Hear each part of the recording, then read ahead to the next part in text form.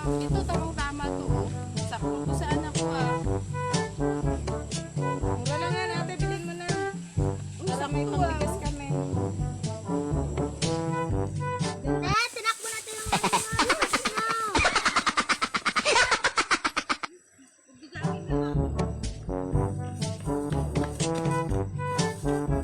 Kaya ka pa niya nito na. Magkano to?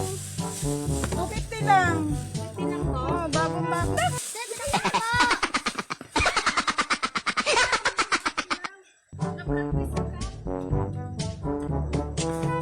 Pinapakaba mo naman ako.